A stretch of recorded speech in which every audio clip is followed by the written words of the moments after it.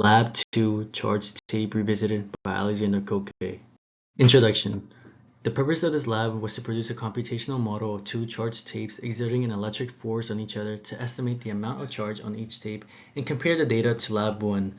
For the main lab results, it indicates that the point charge of this lab is 1.31 times 10 to the negative 8 coulombs, and we found out the line charge of the second lab is 2.801 times 10 to the negative 8 coulombs. Models and principles. The main physics ideas in this lab includes Newton's second law, which is simply force equals mass times acceleration, where g is accelerating at 9.81 meters divided by second squared. 2. Electric field for point charge is k times q divided by r squared, and the electric force for point charge equals k constant times q1 times q2 divided by r squared, in which you can see all the equations on the right hand side. Recap at lab 1. The initial conditions of this lab is the exact same from the previous lab, which is tape length equating to 0.25 meters, tape width 0.020 meters, mass 2.5 times 10 to the negative 4 kilograms, and the distance between the tapes, which is 0.025 meters.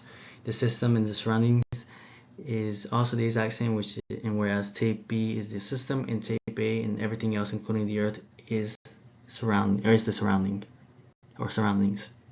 This is the first part of coding for lab 2, which indicates the constants and the tape initial values. They are the exact same from lab 1, and Q equals 2.801 times 10 to the negative 8 coulombs, which is different from the previous lab, and is found through using the electric force of a rod, as shown on the right hand side is the equation.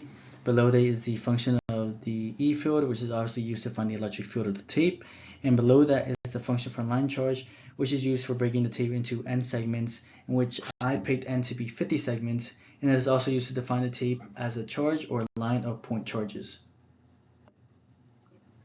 The second part of code for lab 2, in which you can see on the left hand side the visual presentation of my code, in which I printed out the magnitude of the electrical force, the magnitude of the gravitational force, and the charge for one piece of tape. Below that represents the two tapes, in which I coded the top tape and the bottom tape. Below that is the function, in which it is through superposition principle that those individual forces are added together to find the total magnitude of the electrical force on tape B exerted by tape A. Below that you can see on what I printed, and the arrows, which shows that the electrical force and the gravitational force are equal in magnitude.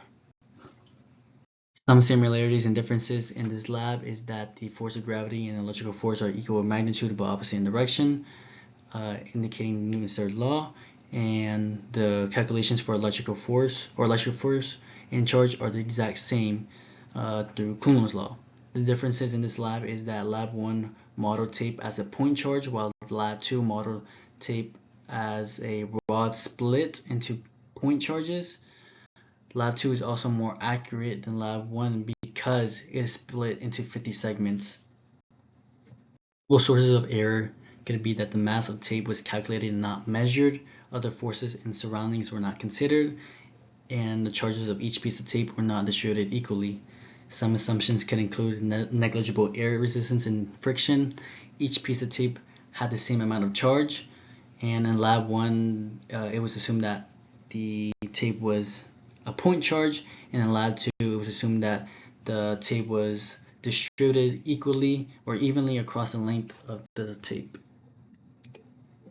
Discussion. So what if you had modeled each of your tapes as a single point charge like in the previous lab, which in this scenario it would have been like the previous lab in lab 1, in which we found the point charge to be 1.305 times 10 to the negative 8 coulombs, but because we're not using the point charge equation, we found that the line charge model equaled 2.801 times 10 to the negative 8 coulombs using this force equation of a rod, which leads into our second question. Why do these estimates differ? Which value is more likely to be closer to the real value, and why?